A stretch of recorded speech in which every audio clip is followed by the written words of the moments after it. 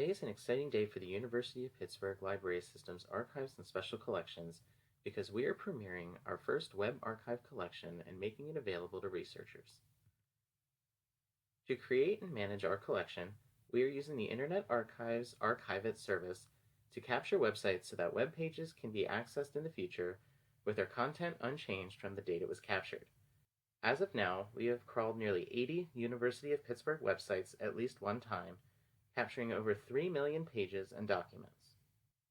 Using the collection is fairly straightforward. You can browse through all of the websites or seeds that we have crawled, sorting them alphabetically by their URL or by their title. When possible, we use the title of the website provided by the site itself. We also try to capture a description of the site or the university unit represented on the site by using text found on the seed. If you would rather go directly to a web page that contains the information you are looking for, you can do a full text search. This is what distinguishes the sites in our collection from those that can be found using the more general Internet Archive Wayback Machine. Say I am looking for information about organ transplantation pioneer Dr. Thomas Starzl. I type Starzl in the search box and get almost 500 results.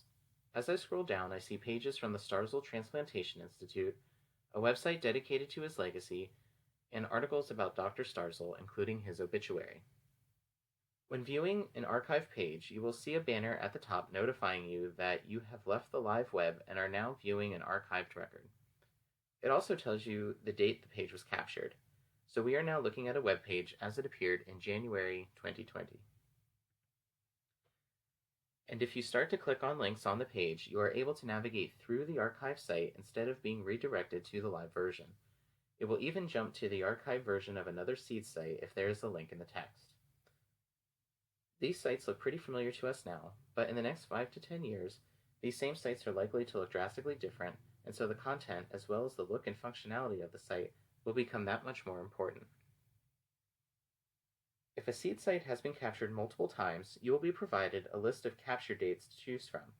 This is particularly helpful if you are looking for information that occurred at a known time or if you wanted to compare two versions of the same site. For example, if you are interested in Pitt's messaging concerning the COVID-19 pandemic, you could look at captures of the coronavirus.pitt.edu website from June 8th and September 1st. By comparing the two captures, we see that the page title has changed, the introduction of different operating postures, and a more concerted effort to provide ready information for students, faculty and staff, and the community. If you would like to explore the web archive on your own, you can find a link to the collection on Documenting Pitt in the navigation toolbar,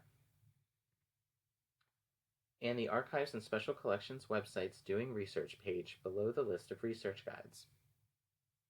So I hope you will start to explore our collection, the latest resource on the history of the University of Pittsburgh. Thank you.